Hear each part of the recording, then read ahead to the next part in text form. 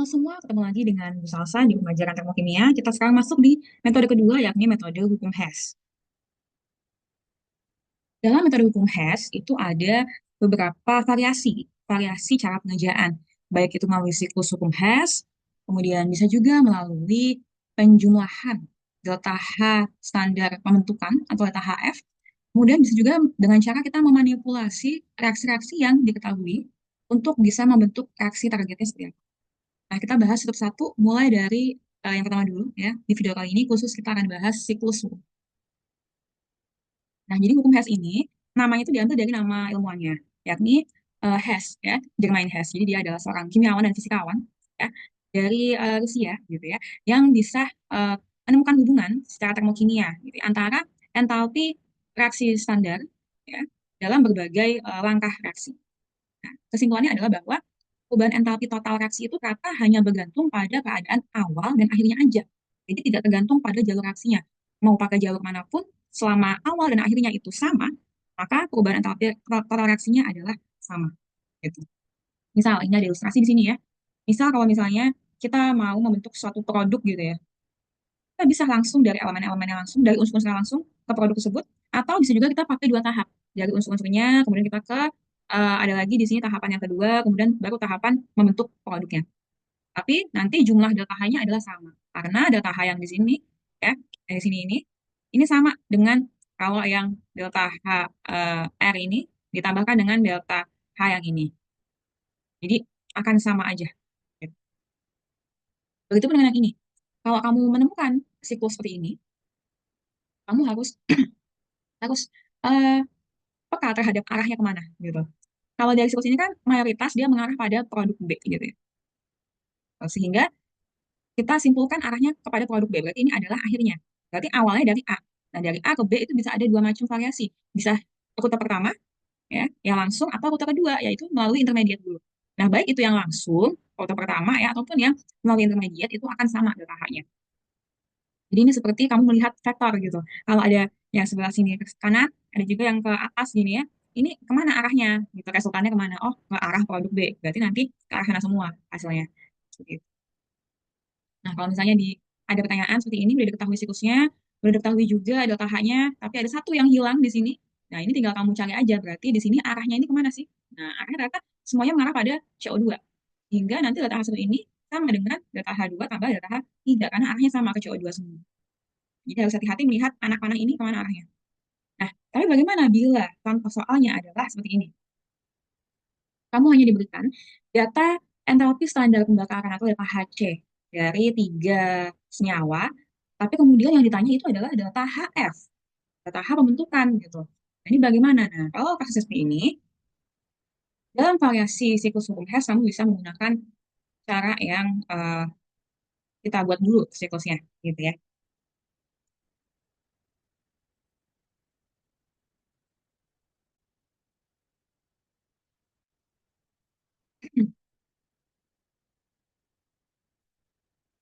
Bentar ya.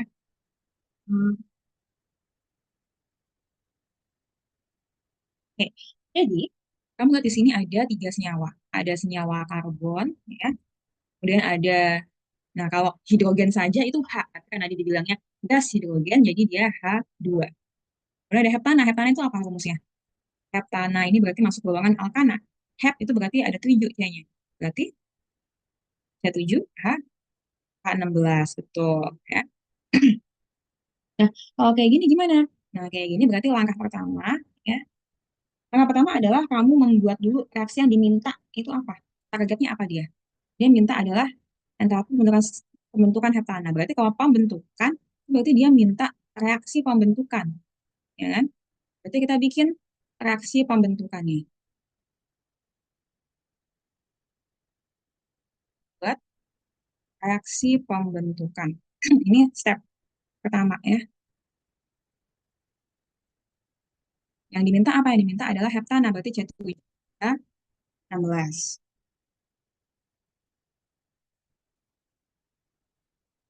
Berarti kita bikin kalau nama pembentukan, berarti C7H16 ini adalah sebagai produknya. Jadi di sini produknya adalah C7H16 ya. Nah, begini kan. Nanti di sini ada C dan ada H. Kan karena unsur pembentuk C7H16 kan hanya ada unsur C dengan H ya. Nah, tapi sekali lagi H itu biasanya dalam bentuk gas. Jadinya di sini H2. Nah, ini udah setara atau belum nih? Jelas belum setara. Kenapa? Karena di sini C-nya ada 7. Di sini cuma satu. Berarti di sini kita kalikan 7. Di sini hanya ada 16, ini cuma 2. Berarti H-nya dikali 8. Ya. Nah, nanti delta HF-nya itu di sini. Delta HF-nya berapa gitu kan. Nah, baru selanjutnya adalah yang kedua, kita harus jabarkan reaksi pembakaran senyawa-senyawa yang ada pada tabel ya. Jadi kita tuliskan ya, tulis reaksi ya, pembakaran senyawa-senyawa yang ada di tabel. Senyawa-senyawa di tabel. Oke, kita lihat ada senyawa apa aja itu. Ada senyawa karbon ya, gas hidrogen dan juga heptana. Kita tulis heptananya dulu. Ya. Ini katanya reaksi pembakaran loh ya. Berarti kalau reaksi pembakaran bagaimana rumusnya? Biasanya dikali apa? Dikali. Ditambah apa biasanya? Kalau namanya pembakaran, berarti C7H16 ini nanti akan ditambah dengan O2. Sehingga nanti hasilnya adalah, kalau dia cuma minta pembakaran, anggap aja pembakarannya ini sempurna ya. Jadi hasilnya CO2 dengan H2O. Nah, kita setarakan dulu. C-nya ada 7, berarti ini kali 7. Hanya ada 16, berarti ini kali 8. Pokoknya di sini ada 14, ya, tambah 8. Berarti ada 22. Berarti sini O-nya dikali 11. Oke, kita sudah punya di sini. Berarti ini nanti adalah delta H0C. Yang mana kita udah tahu ya, delta H0C-nya C7H16 adalah min 4.817. Ya. Nah, kemudian baru senyawa yang lainnya kita tulis juga. Ada C di situ. Berarti kalau pembakaran C tambah O2. Ya. Nanti hasilnya adalah hanya CO2 saja. Dan ternyata tidak perlu kita setarakan karena kita sudah sama ya. Dan ada gas hidrogen. Tambah O2 berarti menjadi H2O. Nah, tapi ini belum setara nih. Hanya 2, O-nya 2. Di kanan O-nya cuma 1. Berarti yang kanan kita kali 2. Nah, tapi sebentar dulu di sini. Yang namanya entalpi pembakaran itu per 1 mol. Berarti ini adalah nilai untuk 1 mol. Apa? 1 mol pembakaran H2. Kalau yang kanan kita kali 2, otomatis yang kiri kita kali 2 juga. Ini udah bukan 1 mol. Ini jadi 2 mol nanti jadinya. Nah, ini salah ya. Berarti nggak boleh kita kalikan 2. Berarti gimana caranya supaya setara, tapi H2-nya harus tetap 1 mol. Nah, caranya adalah ini tetap 1, ini berarti dikali setengah. Karena kan di kiri ada 2, O-nya di kanan, O-nya ada 1. Bagaimana caranya supaya yang kiri ini jadi 1? Dikali berapa, hasilnya 1. Berarti dikali setengah. Nah, ini kali setengah nih berarti. Nah, jadi kalau dengan seperti ini, H2 itu akan tetap 1 mol. Tidak berubah. Nah, ya. Kalau sudah, coba kita lihat di sini. Ini ada C7H16 tambah O2 ya, pembakaran hasilnya ada CO2 dengan H2O. Temukan hubungannya antara reaksi yang ini dengan reaksi yang ada di sebelah kiri ini. Apa hubungannya? Ya, betul. Sama-sama ada CO2 dan H2O-nya. Ternyata reaksi di sebelah kiri ini menghasilkan produk-produk yang juga ada di dalam produk dari reaksi pembakaran C2H16 gitu. Hingga nanti kita sesuaikan karena CO2 ini jadi produknya si pembakaran C, tapi di sini kita butuhnya ada 7 CO2-nya. Sedangkan di sini kita cuma punya 1 CO2-nya. Nah, gimana caranya supaya bisa ada 7 juga? Berarti kita harus kalikan 7 supaya sama gitu ya, sama-sama 7 CO2 ya. Jadi di sini kita kali 7, berarti C-nya kali 7 juga, jadi 7C ya, tambah 7 juga, 7O2. Nah, nanti jadinya delta H0C. Delta H0C-nya ini nanti juga akan kita kalikan 7 juga gitu. Kalikan 7. Dan yang H2O. Yang H2O ini kan sama dengan hasil dari pembakaran gas hidrogen. Tapi di sini dia mintanya 8 nih H2O-nya. Sementara di sini dia cuma ada 1 H2O-nya. Berarti biar yang 1 H2O ini bisa jadi 8, ya. Kalau tadi yang CO2 kita kali 7, maka yang ini kita kali 8. Ini nanti hasilnya adalah 8 H2O. Nah, ntar H2-nya kali 8 juga. 8 H2. Nah, itu ada setengah O2. Kalau kita kalikan 8, jadinya setengah kali 8 adalah 4 O2. Nah, kalau tadi di sini hanya delta H0C saja, nanti ketika sudah kita kali 8, jadinya delta H0C H2 dikali 8. Nah, nanti Berarti reaksi yang kita pakai ya, itu adalah reaksi yang ini, yang sudah kita kalikan 7 dan kalikan 8. Kenapa? Supaya kita bisa ada hubungannya nih, bisa nyambung hubungannya dengan di antara tiga itu bisa ada saling terhubungan. Karena kita mau membuat siklus. Namanya siklus berarti kita harus ada hubungannya, ada relasinya satu sama lain. Nah, kalau udah kita temu hubungan antara tiga reaksi itu, enak nih kita bisa tinggal bikin siklus siklus hukum Hess-nya aja. Langkah ketiga berarti kita membuat siklus hukum Hess. Ya, kita buat siklusnya. Berarti kita harus saling menghubungkan. Tadi kan kita punya ada pembakaran C7H16 ya, kita tulis ulang dulu nih. Plus O2, nanti jadinya CO2 tambah 8, 2O. Di sini ada beta HNO-C ya. Ya. Jadi beta HNO-C-nya berapa tadi? Ini ada min 4.817 ya. Nah, ya tadi kita udah bikin juga tuh yang dikali 7 ya, ada 7C tambah 7O2 sehingga jadinya 7CO2. Nah, ini tadi delta H-nya tadi kita kalikan 7 juga ya. Jadinya min 394 dikali 7 ya. Jadinya berapa kalau kita kali 7 tuh? Ini adalah minus 2.000 ya, minus 2.758 kilojoule per mol. Oke, yang tadi yang 8H2 ya, 8H2 tambah O2, O2-nya juga ada 4 ya, hingga menjadi 8H2O.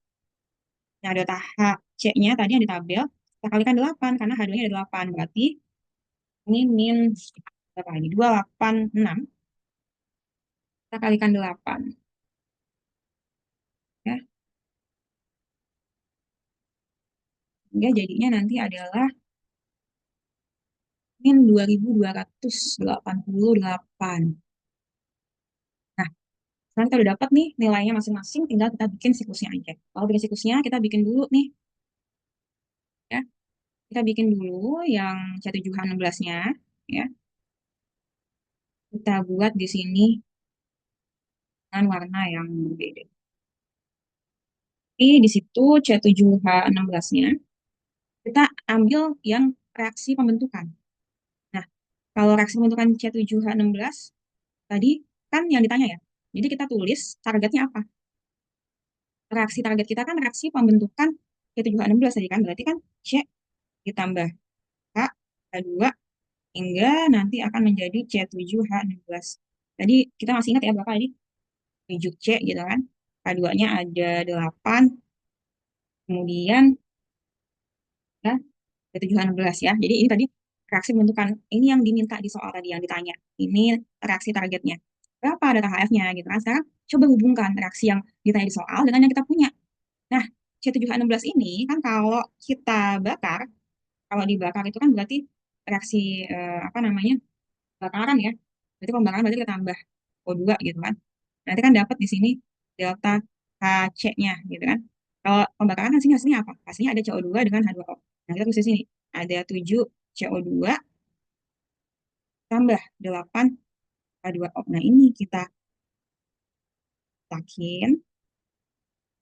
Nah, delta HNO-C-nya berapa tadi? Ada minus 4.817 kilojoule per mol. Nah, kemudian kita lihat lagi hubungannya. Nah, di situ ada CO2 ya. Ada CO2 di sini. Tentu ada hubungannya dengan C dan H2 ini ya. Kalau kita buat kotak lagi di sini, tuh, si C ini ada hubungannya dengan CO2. Dan H2 ini juga ada hubungannya dengan H2O. Apa hubungannya? Tadi di sini. 7C menjadi 7CO2 itu kalau dibakar. Ya, kalau dibakar diberikan 7O2 ya. Kita tambah 7O2 tadi, ya kan? Kalau ditambahkan O2 gitu, maka hasilnya adalah tadi 7CO2. Jadi kalau kita bakar, nanti hasilnya 7CO2 dengan nilai delta HC-nya adalah minus 2758, ya kan? Minus 2758 kilojoule per mol. Nah, yang H2 juga, kalau kita bakar, ya, kasih O2, maka hasilnya kan 8H2O ya. dengan nilai data HC-nya adalah minus 2288. Data H 0C-nya adalah minus 2288 kilojoule per mol. Nah, sekarang hubungannya apa dari siklus ini? Nah, siklus ini kan masih agak berantakan. Kita perbaiki sedikit ya. Perbaiki sedikit, kita rapikan. Kita rapikan sedikit siklusnya, sehingga nanti akan jadi seperti ini. 7C ya, tambah 8H2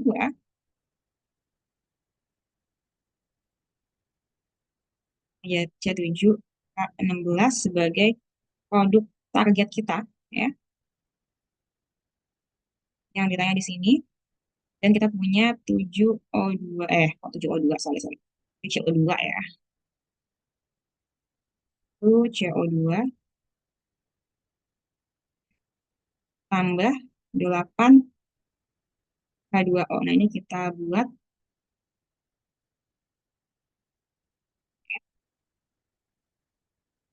Nah, ini kan ada dua anak panah ya. Ada dua anak panah, yang ini dengan yang kanan ini. Nah, ini kita satukan aja. Kita jadikan satu. Kalau kita jadikan satu, ya, berarti delta H 0C-nya ini adalah delta H 0C milik C, kita tambah dengan delta H 0C milik H2. Jadinya tadi yang ada minus 2758 tambah minus 2288 kilojoule per mol gitu ya.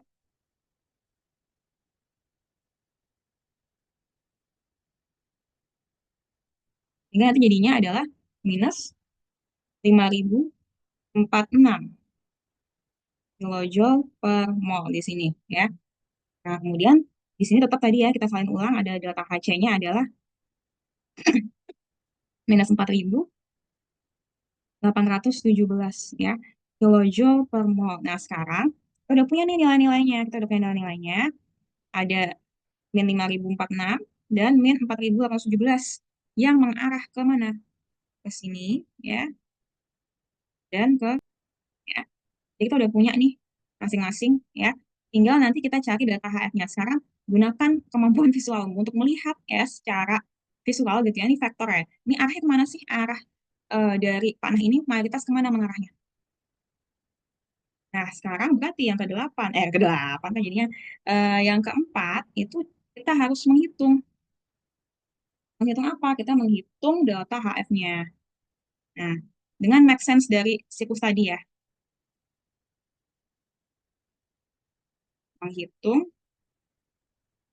delta H0F ya, berdasarkan dari siklus tadi. Ya. Berdasarkan siklus ini tadi. Nah, kamu make sense sekarang. Berarti ini arahnya semuanya mengarah ke sini kan? Karena ini panahnya kamu lihat ke sini, ini juga ke sini nih. Nah, berarti kamu tuh punya gambar begini nanti. Ya. Jadi ada tiga posisi, ada ke bawah, ke kanan, dan ke bawah lagi. Berarti kan dia mayoritas mengarah ke sini ya. Berarti nanti, berarti kalau mau mencari yang ini, ya anggap saja misalnya ini A gitu, ini B, ini C. Berarti kalau mau mencari A, berarti kan sama aja B ditambah C dong, ya kan? Karena kan kita mau nyari yang arahnya ke sini nih, ke bawah nih. Semuanya arahnya ke arah sini ke bawah. Berarti tinggal kita satukan yang C ini ditambah yang B, maka hasilnya adalah yang A. Nah, berarti nanti delta H0 C, kita anggap ini nomor satu ya, nomor satu ini, nomor dua gitu ya. Yang satu itu sama dengan delta H0C nomor dua ditambah dengan delta H0F. Gitu deh. Sedangkan yang diminta di soal adalah delta H0F. Ya, berarti yang ini nanti kita cari, tinggal kita pindah ruas aja. Berarti caranya adalah delta H0C yang satu dikurangin delta H0C yang dua. Nah, berarti sekarang kita kurangin di sini. Yang satu kan min 5046. Ya kan? Kemudian yang di sebelah sini yang delta H0C-nya adalah, nah ini dikurangin ya, minus 4817. Nah, sekarang tinggal kita kurangin, hati-hati ini minus, dikurangin minus. Jadinya nanti plus, ya kan? Sehingga nanti hasilnya minus 229 kilojoule per mol. Oke, sampai di sini berarti kita sudah dapatkan nih ya hasilnya. Ah, hasilnya adalah minus 229 kilojoule per mol. Seperti itu caranya. Nah, ini variasi pertama ya, variasi siklus hukum Hess. Kalau kamu nggak dikasih tahu siklusnya kayak gimana, kamu bikin siklus sendiri dari data yang ada ya. Nah, kalau mau lebih lancar lagi, kamu bisa coba latihan soal yang ini. Ini yang sudah diketahui siklusnya, kamu tinggal menghitung aja, tinggal make sense arahnya aja. Nah, ini yang paling sering muncul sih ya di soal-soal kimia SMA di Indonesia ya. Tapi ini juga bisa ada kemungkinan muncul juga. Jadi pelajari dulu ini buat latihan soal. Caranya sama, hanya beda senyawa aja. Tapi dengan yang ini, caranya sama, hanya beda senyawa saja. Oke, berarti sekarang kita sudah hatamkan variasi pertama dari siklus hukum Hess. Untuk variasi lainnya dari siklus hukum Hess, kita akan lihat pada video selanjutnya. Sampai ketemu di video selanjutnya.